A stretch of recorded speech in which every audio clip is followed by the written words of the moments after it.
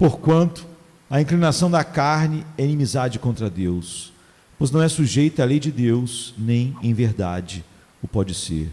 Romanos 8, 7. Essa é uma acusação muito solene que o apóstolo Paulo formula contra a mente carnal. Ele a declara como inimiga de Deus. Quando relembramos o que o homem foi uma vez, considerado apenas um pouco menor do que os anjos, aquele companheiro que passeava com Deus no jardim do Éden durante o dia. Quando pensamos que o homem foi criado à imagem do seu Criador, puro, sem mancha e imaculado, não podemos nos sentir nada menos do que amargamente afligidos ao descobrir uma acusação como esta, proferida contra nós como raça. Devemos pendurar nossas harpas sobre os salgueiros ao ouvir a voz de Deus, quando fala solenemente à sua criatura rebelde. Como caíste desde o céu, ó estrela da manhã, filha da alva, tu eras o selo da medida, cheio de sabedoria e perfeito em formosura. Estiveste no Éden, jardim de Deus, de toda pedra preciosa era a tua cobertura. Em ti se faziam os teus tambores e os teus pífaros, no dia em que foste criado foram preparados. Tu eras o querubim ungido para cobrir, e te estabeleci, no monte santo de Deus estavas, no meio das pedras afogueadas andavas. Perfeito eras nos teus caminhos, desde o dia em que foste criado, até que se achou iniquidade em ti. Na multiplicação do teu comércio, encheram o teu interior de violência, e pecaste. Por isso te lancei, profanado, do monte de Deus, e te fiz perecer, ó querubim cobridor, do meio das pedras afogueadas. Sentimos-nos extremamente tristes quando contemplamos as ruínas da nossa raça, como cartaginense que, ao pisar o lugar desolado de sua muito amada cidade, derramou lágrimas abundantes quando a viu convertida em escombros pelos exércitos romanos, ou como judeu que perambulava pelas ruas desertas de Jerusalém, enquanto lamentava que a grade do arado tivesse desfigurado a beleza e a glória dessa cidade que era a alegria de toda a terra. Assim deveria doer em nós, por nossa raça, quando contemplamos as ruínas dessa excelente estrutura que Deus formou, essa criatura sem rival em simetria, com o intelecto superado somente pelo intelecto dos anjos, esse poderoso ser, o homem, quando contemplamos como caiu de sua elevada condição, convertido em uma massa de destruição.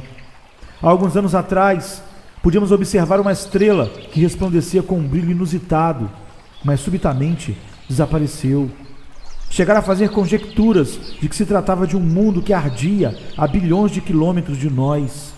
Mas ainda assim, os raios dessa conflagração chegaram até nós. O silencioso mensageiro de luz deu alarme aos remotos habitantes deste globo. Um mundo arde. Mas que importância tem a conflagração de um planeta distante? O que é a destruição do elemento material no mundo mais gigantesco, comparada com esta queda da humanidade, com este naufrágio de tudo que é santo e sagrado em nós? Para nós, na verdade, as coisas dificilmente se podem comparar, pois estamos profundamente interessados em uma destruição, mas não na outra. A queda de Adão é nossa queda. Caímos nele e com ele. Sofremos da mesma maneira. Lamentamos a ruína da nossa própria casa. Deploramos a destruição da nossa própria cidade. Quando nos detemos para captar essas palavras escritas de forma tão clara que não podem ser mal interpretadas, a inclinação da carne, esses mesmos desígnios que uma vez foram santos, que passaram a ser carnais, que Deus me ajude hoje a formular solenemente esta denúncia contra todos vocês. Ó, que o Espírito Santo nos convença de tal modo do pecado que unanimemente nos declaremos culpados diante de Deus. Não há nenhuma dificuldade na interpretação do meu texto. Mal necessito uma explicação. Todos nós sabemos que a palavra carnal aqui significa natureza pecaminosa. Os antigos tradutores colocavam a passagem assim: a mente posta na carne é inimiga de Deus. Ou seja, a mente não regenerada. Essa alma que herdamos de nossos pais, essa natureza pecaminosa que nasceu em nós quando nossos corpos foram formados por Deus. A mente não regenerada, problemas sarcos, os desejos, as paixões da alma, isto é o que se separou de Deus, e se converteu em seu inimigo. Mas antes que entremos em uma discussão da doutrina do texto, observem a forma vigorosa como o apóstolo se expressa. A inclinação da carne, diz, é inimizade contra Deus. Ele usa um substantivo e não um adjetivo. Não diz que simplesmente se opõe a Deus, mas sim que se trata de uma inimizade positiva. Não é o adjetivo negro, e sim o substantivo negrura. Não é inimizado, e sim a inimizade mesma. Não é corrupto, mas sim a corrupção. Não é rebelde, mas sim a rebelião. Não é perverso, mas sim a perversão própria. O coração, ainda que seja enganoso, é engano positivo. É o mal concreto, pecado na sua essência. É a destilação, a quintessência de todas as coisas que são vis. Não é invejoso de Deus, é a própria inveja. Não está inimizado, é a inimizade real. Não precisamos dizer uma palavra para explicar que é inimizade contra Deus. Não acusa a natureza humana de ter simplesmente uma aversão ao domínio, às leis ou às doutrinas de Deus, mas sim que atesta um golpe mais profundo e mais preciso. Não golpeia o homem na cabeça, mas penetra em seu coração. Coloca o machado na raiz da árvore e declara inimizade contra Deus, contra a pessoa da deidade, contra o Ser Supremo, contra o poderoso Criador deste mundo. Não inimizado contra a sua Bíblia ou contra o seu Evangelho, ainda que isso seja verdade, mas sim contra o próprio Deus, contra a sua essência, contra a sua existência, contra a sua pessoa. Meditemos então nas palavras do texto, pois são palavras solenes. Estão muito bem expressadas por esse maestro da eloquência, Paulo, e além disso foram ditadas pelo Espírito Santo, que ensina ao homem como se expressar corretamente, que nos ajude a interpretar esta passagem que nos deu previamente para sua explicação.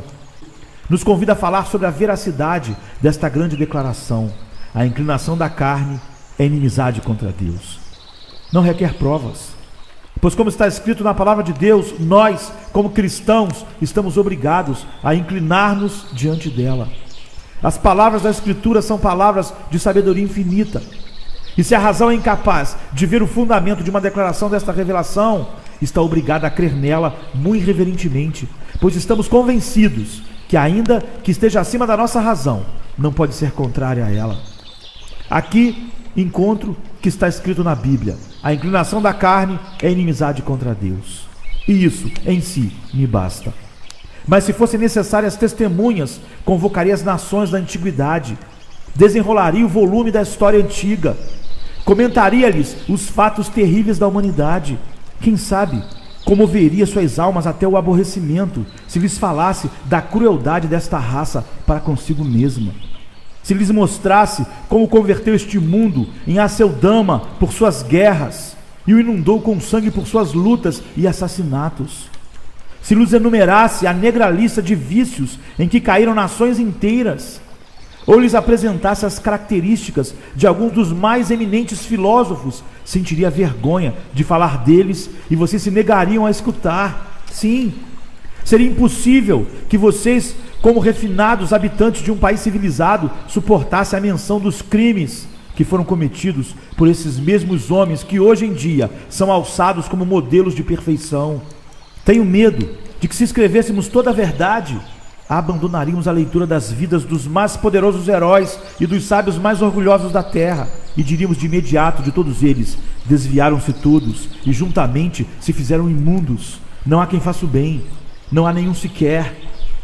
E se isso não for suficiente, quero fazê-los ver os erros dos pagãos, quero falar-lhes das superstições dos seus sacerdotes, que submeteram as almas à superstição. Quero que sejam testemunhas das horríveis obscenidades, dos ritos diabólicos que constituem as coisas mais sagradas para estes ofuscados indivíduos. Então, depois de terem ouvido o que constitui a religião natural do homem, eu pediria a vocês que me explicassem o que seria a sua irreligião. Se esta é a sua devoção, qual seria a sua impiedade? Se este é o seu ardente amor pela deidade, qual seria o seu ódio à mesma? Estou certo que vocês de imediato confessariam, se soubesse o que é na natureza humana, que a denúncia está sustentada e que o mundo deve exclamar sem reservas, sinceramente, culpado. Posso encontrar um argumento adicional no fato de que as melhores pessoas têm sido sempre as mais dispostas a confessar suas depravações. Os homens mais santos, os que estão mais livres de impurezas, sempre sentiram com mais intensidade a sua depravação. O que tem suas mentes mais brancas perceberá melhor as manchas que caiam nelas. O que possui a coroa mais reluzente saberá quando perdeu uma pedra preciosa. O que dá mais luz ao mundo sempre será capaz de descobrir sua própria escuridão. Os anjos do céu cobrem seus rostos, e os anjos de Deus na terra, seu povo escolhido, sempre devem cobrir seus rostos com a humildade quando se lembram do que foram. Escutem a Davi. Ele não era desses que se vangloriavam de uma natureza santa e de uma disposição pura. Ele diz: eis que em iniquidade fui formado, e em pecado me concebeu minha mãe. Muitos desses santos homens escreveram aqui, neste volume inspirado, e encontraremos a todos confessando que não eram limpos, não, nem sequer um. Um deles exclamou: miserável homem que sou, quem me livrará do corpo desta morte? Além disso, chamarei a outra testemunha para que testifique a veracidade deste fato, e que decidirá a questão será a sua própria consciência. Consciência, te colocarei no banco das testemunhas para interrogar-te hoje. Consciência, diga a verdade. Não te drogues com o ópio da segurança em ti mesma. Testifica a verdade. Nunca ouviste dizer ao coração: queria que Deus não existisse? Por acaso todos os homens não desejaram algumas vezes que nossa religião não fosse verdadeira? Ainda que não puderam livrar suas almas inteiramente da ideia da deidade, por acaso não desejaram que não existisse Deus? Não acariciaram o desejo de que todas essas realidades divinas fossem um engano, uma farsa e uma impostura? Sim, responde cada indivíduo. Isso me ocorreu algumas vezes. Desejei poder entregar-me à insensatez. Desejei que não houvesse leis que me restringissem. Desejei, como um insensato, que não houvesse Deus. Essa passagem dos Salmos que diz: disse o nécio no seu coração, não há Deus, está mal traduzida. A tradução correta deveria ser: diz o nécio no seu coração, não aceito a Deus. O nécio não diz em seu coração que não há Deus, pois ele sabe que há um Deus. Ao contrário, afirma: não aceito a Deus, não preciso de nenhum Deus, queria que não existisse nenhum. E quem de nós não foi tão insensato que não chegou a desejar que não houvesse Deus? Agora, consciência, responde outra pergunta. Tu confessaste que algumas vezes desejaste que não existisse Deus. Então, suponhamos que um homem desejasse a morte de outro. Acaso isso não demonstraria o seu ódio? Sim, demonstraria. E assim, meus amigos, o desejo de que Deus não exista demonstra que temos aversão a Deus. Quando desejo a morte de outro e que apodreça no túmulo, quando desejo que seja um não este, um ser inexistente, devo odiar a esse homem. De outra forma, não desejaria que fosse um ser extinto. Assim que esse desejo, e não creio que haja existido alguém no mundo que não houvesse sentido, demonstra que a inclinação da carne é a inimizade contra Deus. Mas, consciência, tem outra pergunta. Acaso não desejaste alguma vez em teu coração, posto que há um Deus, que ele fosse um pouco menos santo, um pouco menos puro, de tal maneira que essas coisas, que agora são graves crimes, pudessem ser consideradas ofensas veniais, simples pecadinhos? Acaso não disseste nunca em teu coração: queria que estes pecados não fossem proibidos? Queria que ele fosse misericordioso para que os esquecesse sem requerer nenhuma expiação. Queria que não fosse tão severo, tão rigorosamente justo, tão severamente estrito na sua integridade. Coração meu, nunca disseste isto? A consciência deve responder: eu disse. Bem, esse desejo de mudar a Deus demonstra que não amas a Deus. Não amas a Deus. Não amas a Deus, que é o Deus do céu e da terra. E ainda que fales de religião natural e te glories de reverenciar o Deus dos verdes campos, dos prados férteis, das águas abundantes, do retumbar do trovão, do céu azul, da noite estrelada e do grandioso universo, Ainda que tu ames o belo ideal poético da deidade, não se trata do Deus da Escritura, pois tu desejaste mudar sua natureza. E nisso demonstraste que está inimizado com ele. Mas consciência, por que devo ficar fazendo rodeios? Tu podes ser uma testemunha fiel, se queres dizer a verdade, que cada pessoa aqui presente transgrediu de tal maneira contra Deus, quebrou tão continuamente suas leis, violou seu dia de repouso, espezinhou seus estatutos, depreciou seu evangelho, que é muito certo, sumamente certo, que a inclinação da carne é inimizade contra Deus. Agora, em segundo lugar, tomemos nota da universalidade deste mal. Quão vasta é esta afirmação! Não é uma mente carnal singular ou uma certa classe de características, senão os desígnios da carne. É uma afirmação sem restrições, que inclui a cada indivíduo no mundo. Qualquer mente que possa apropriadamente ser chamada carnal, se não for espiritualizada pelo poder do Espírito Santo de Deus, é inimizade contra Deus. Observe então, em primeiro lugar, a universalidade disto relativa a todas as pessoas. Toda mente carnal no mundo está inimizada com Deus. Isso não exclui nem sequer os bebês que se alimentam no peito das suas mães.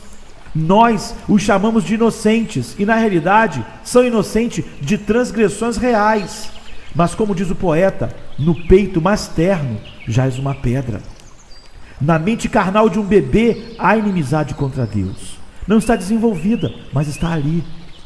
Alguns afirmam que as crianças aprendem a pecar por imitação, mas não. Peguem uma criança, coloquem-na sob a influência mais piedosa, se assegurem que o próprio ar que respira seja purificado pela piedade, que saboreie santidade, que somente escute a voz da oração e do louvor, que seus ouvidos se mantenham afinados pelas notas do hino sagrado. E apesar de tudo isso, essa criança pode ainda se converter em um dos mais depravados transgressores, e ainda que na aparência esteja pronta em direção ao caminho do céu, descerá diretamente ao abismo, se não for guiada pela graça divina. Quão certo é que alguns que tiveram os melhores pais tenham se convertido nos piores filhos, que muitos que foram treinados sobre a égide sagrada, em meio às mais favoráveis cenas de piedade, se converteram contudo em libertinos e dissolutos. Assim que não é por imitação, mas sim pela natureza que a criança é má. Concordemos que a criança é carnal, pois meu texto diz: a inclinação da carne é inimizade contra Deus. Escutei que um crocodilo recém-nascido, quando sai da sua casca, no mesmo instante se coloca em posição de ataque, abrindo a sua mandíbula como se houvesse sido ensinado ou treinado. Sabemos que os jovens leões, quando são domados e domesticados, conservam a natureza selvagem de seus semelhantes da selva, e se os colocassem em liberdade, caçariam tão ferozmente como os outros. O mesmo acontece com a criança. Podes amarrá-la com os verdes juncos da educação, podes fazer o que quiseres com ele, mas como não podes mudar seu coração, estes desígnios da carne estarão inimizados com Deus. E apesar do intelecto, do talento e de tudo que possam dar-lhe que seja proveitoso, será da mesma natureza pecaminosa como qualquer outra criança, ainda que na aparência sua natureza não seja tão má, pois a inclinação da carne é inimizade contra Deus. E se isso se aplica às crianças, igualmente inclui toda a classe de homens. Há alguns homens que nasceram neste mundo dotados de espíritos superiores, que caminham por todos os lados como gigantes, envoltos em mantos de luz e glória. Refiro-me aos poetas, homens que se destacam como colossos, mais poderosos que nós, que aparentam haver descido das esferas celestiais. Outros há de intelecto afiado, que investigando os mistérios da ciência, descobrem coisas que estiveram ocultas desde a criação do mundo. Homens de tenaz investigação e de vasta erudição, e contudo, de cada um destes, poetas, filósofos, metafísicos e grandes descobridores, se dirá: a inclinação da carne é inimizade contra Deus. Poderá treiná-lo, converter seu intelecto em algo quase angelical, fortalecer sua alma até que entenda o que constitui enigmas para nós e os decifre com seus dedos no instante. Poderás fazê-lo tão poderoso que possa entender os segredos ferrenhos dos montes eternos e pulverizá-los com seu punho. Poderás dar-lhe um olho tão perspicaz que possa penetrar os mistérios das rochas e das montanhas. Poderás agregar-lhe uma alma tão poderosa que possa matar a gigantesca esfinge, que por muito tempo confundiu os sábios mais notáveis. Mas mesmo que tenhas feito tudo isso, sua mente será depravada e seu coração carnal ainda estará em oposição contra Deus. E ainda mais, podes levá-lo à casa da oração, podes expô-lo constantemente à pregação mais clara do mundo, onde escutarás doutrinas da graça em toda a sua pureza, a pregação acompanhada da santa unção. Mas se essa santa unção não descansa nele, tudo haverá sido em vão. Pode ser que assista em toda a regularidade, mas igual à piedosa porta da capela, que gira para dentro e para fora, ele seguirá sendo igual. Poderá ter uma religião superficial externa, mas sua mente carnal estará inimizada com Deus.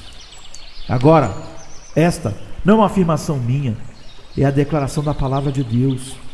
E podem colocá-la de lado se não acreditam nela, mas não discutam comigo, já que é a mensagem do meu Senhor, e é válida para cada um de vocês, homens, mulheres e crianças, e para mim também, que se não somos regenerados e convertidos, se não experimentamos uma mudança de coração, nossa mente carnal está em inimizada contra Deus.